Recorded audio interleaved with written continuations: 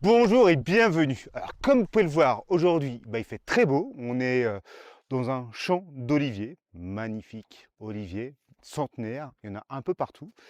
Et on est surtout là pour une toute nouvelle voiture, quoi, toute nouvelle. On a déjà fait sa rencontre à Lisbonne il y a quelques mois, mais aujourd'hui on est là pour son essai. Et la voiture, c'est quoi? C'est cette Dacia Duster, la troisième génération. Troisième génération, mais ne croyez pas qu'elle est juste un lifting ou quoi que ce soit. Non, non, c'est une vraie nouvelle voiture. Une nouvelle voiture parce que la plateforme, c'est la plateforme alors, CMF-B du groupe Renault-Nissan. C'est une plateforme qui sert par exemple pour le Captur, l'Arcana, même la Clio. Et pourquoi ils ont utilisé plateforme au lieu de l'ancienne robuste et peu coûteuse de l'ancien Duster? C'est parce que cette plateforme permet des évolutions techniques notables, comme par exemple ce qui se cache dans notre version, un moteur hybride, un moteur full hybride pour être exactement. On est sur le fameux moteur que vous avez sur les Clio, sur les Captures, donc un 1,6 litre 4 cylindres atmosphérique de 90-92 chevaux, plus un moteur sur la boîte de vitesse qui sert d'alternant-démarreur et un autre sur le train avant. Et l'ensemble développe 140 chevaux. À quoi ça sert? Ça sert à consommer moins. Oui.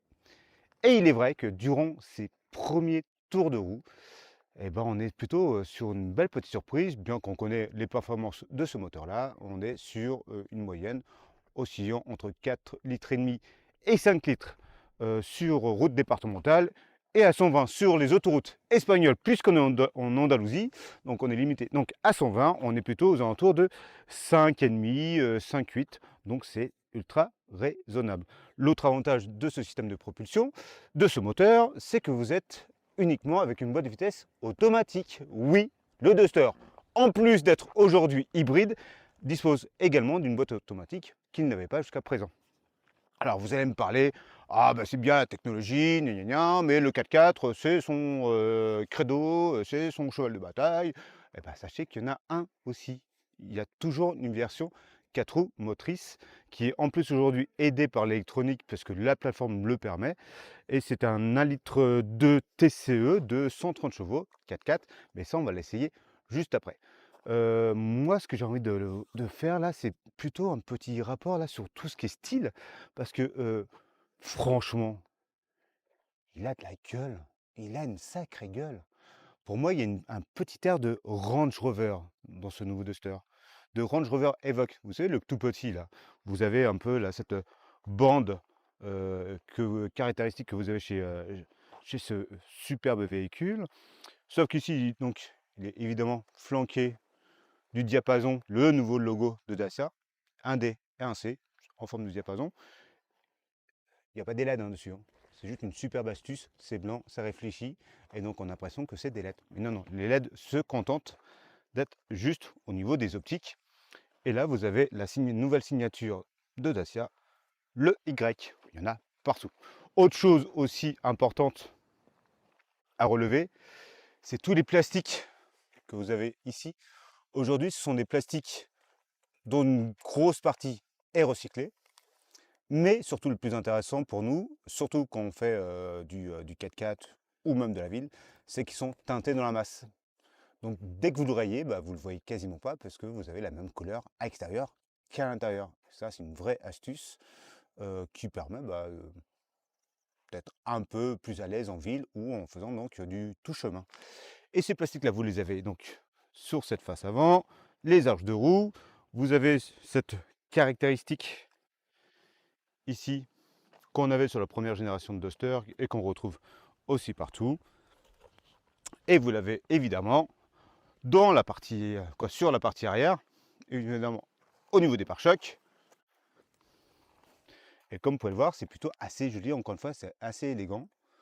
C'est plutôt bien dessiné, vous avez des petites, voilà, des petits plastiques un peu différents. Là, le logo typé hybride qui confirme, hein, je ne vous ai pas menti, on est vraiment avec une version hybride pour l'instant, puisqu'on va prendre le 4x4 un peu plus tard. Et comme vous pouvez le voir, vous avez aussi une chose intéressante. Si vous avez remarqué, là, les logos Dacia, comme les coques de rétroviseur, sont en couleur bronze. Ceci signifie que nous sommes avec la version extrême, puisque Dacia a conservé le même style que vous avez dans les joggers. Donc la version haut de gamme s'appelle extrême et vous avez donc des petits appendices comme ça, en couleur cuivrée, qui sont assez jolis. Et là, on a une vue globale de la poupe. On retrouve ces fameux feux Y. Et après, le reste, c'est plutôt assez joliment dessiné. C'est simple, c'est efficace. Ça fait robuste. Vous avez là un becquet pour l'aérodynamique. Dans notre version extrême, donc, on a aussi des jantes de 18 pouces bicolores. Et une chose assez importante, mine de rien, ce sont ces barres de toit. Il faut savoir que ce sont des barres de toit amovibles. On peut déjà les mettre de suite juste avec une petite clé en version horizontale pour mettre un coffre de toit directement. Donc il n'y a rien à acheter. Ça se clipse d'un coup. On va faire un tour à l'intérieur.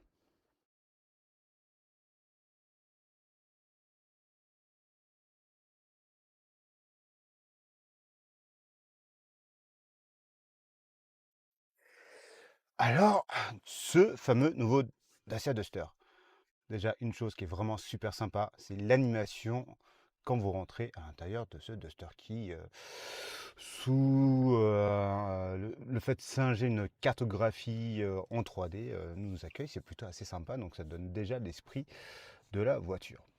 Évidemment, le Duster, donc ça reste un SUV urbain plutôt baroudeur, et ça se voit dans son approche, dans son dessin, globalement.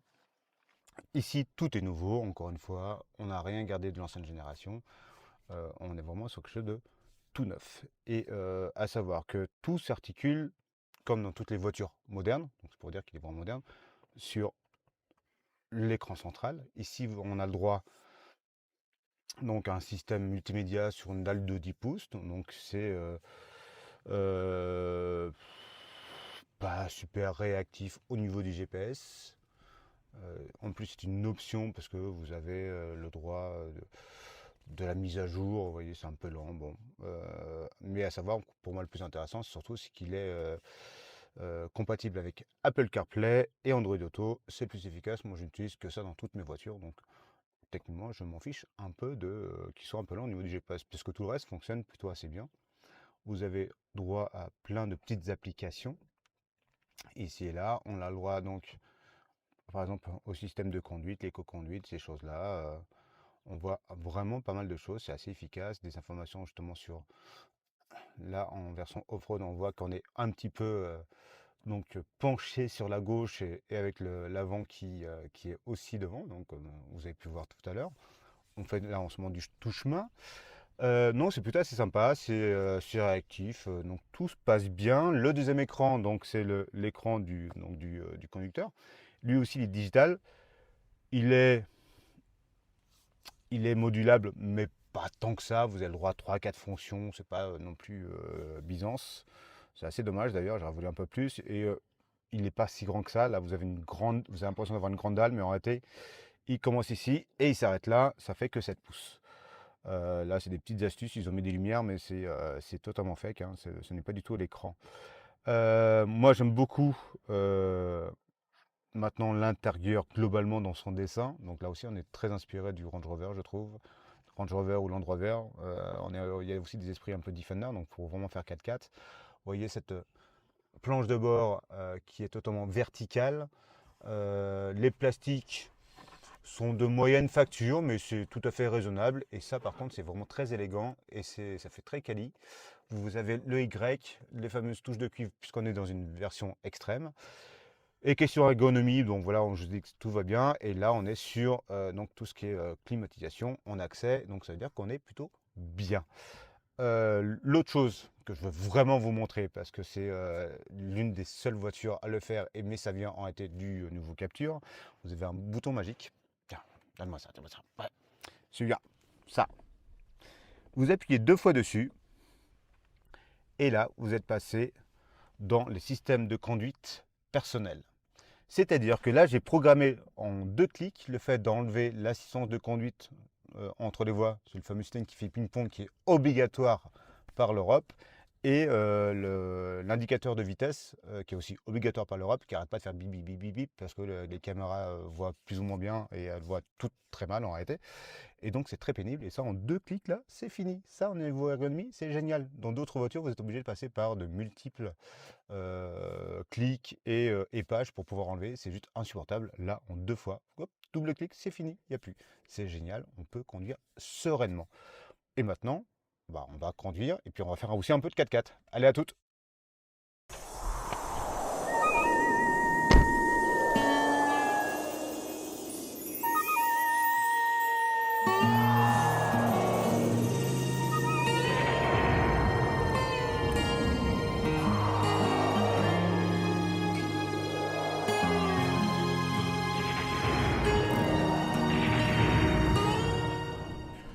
Toutes les générations du Duster ont toutes été saluées par leurs compétences dans le touchement et même dans le 4x4.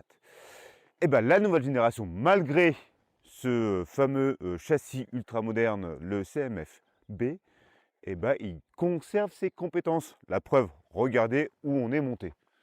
Tout simplement en haut d'une montagne avec de la roche, du sable et tout ça juste avec une version traction avant. Ce n'est même pas encore la version 4x4.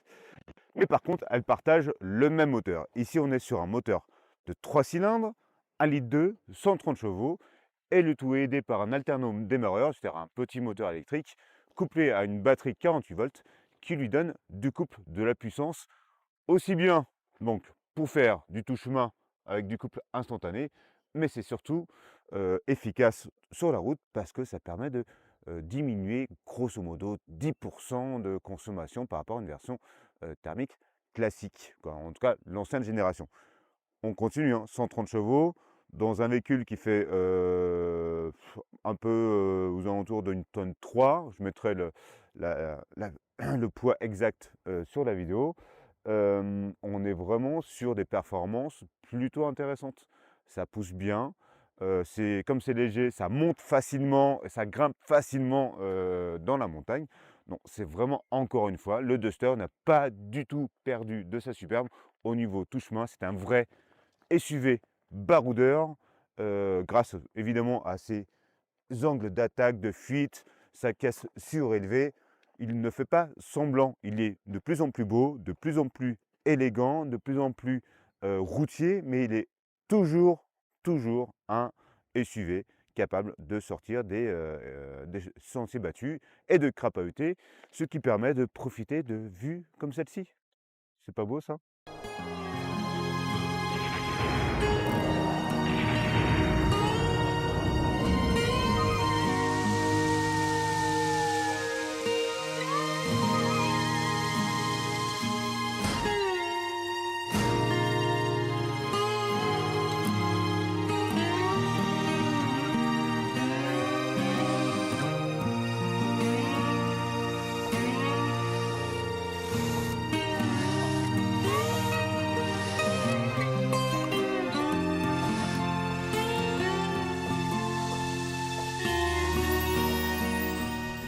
Alors pour finir notre expérience avec ce nouveau Duster, Dacia nous a mis à disposition celui-ci. Alors en dehors de cette superbe couleur verte, un peu kaki, métallisée, qui est vraiment pour moi l'une des plus belles couleurs, surtout avec cette finition extrême, avec les les rétroviseurs couleur cuivre, puisque c'est donc la finition. Vous avez surtout une version 4 roues motrices. Alors 4 roues motrices, pourquoi? Parce que donc on a fait du 4x4 et là, ça nous a encore une fois bluffé par son efficacité. C'est là, on montre en compétence, c'est sans nul doute le meilleur SUV 4x4 non spécialisé, donc 4x4, comme on peut les appeler, puisque vous avez un système de transmission intégrale, mécanique, véritable, et en plus, dans cette génération-là, maintenant, vous avez carrément des cerveaux électroniques qui vous aident à mieux vous déplacer avec des modes de conduite neige, snow, donc le mode snow neige, vous avez le mode sable boue, et vous avez évidemment le blocage de différentiel qui vous permet de faire vraiment du 50-50 en permanence.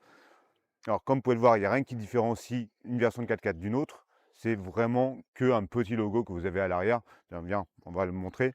En même temps, je vais pouvoir en parler. Au niveau de la fiche technique, ce qu'il faut savoir, donc, c'est qu'il n'est utilisable qu'avec, quand il n'est vendu, cette version 4x4, qu'avec le moteur 1,2 litre, donc TCE 130 chevaux. Fini le diesel, malheureusement, donc il a un peu moins de couple, mais il y a l'électronique qui va énormément aider, et surtout le moteur électrique qui aide au démarrage à pousser un peu cette belle bestiole avec un peu plus de couple.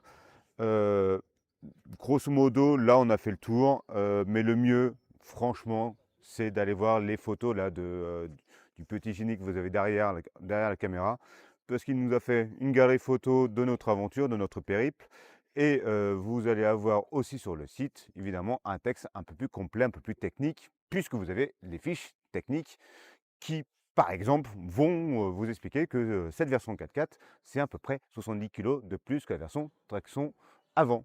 Donc, rendez-vous sur la revue auto. Et nous, on se donne aussi un rendez-vous très prochainement parce que j'ai entendu dire qu'on a plein de choses à vous proposer durant cette fin de saison. Allez, à plus!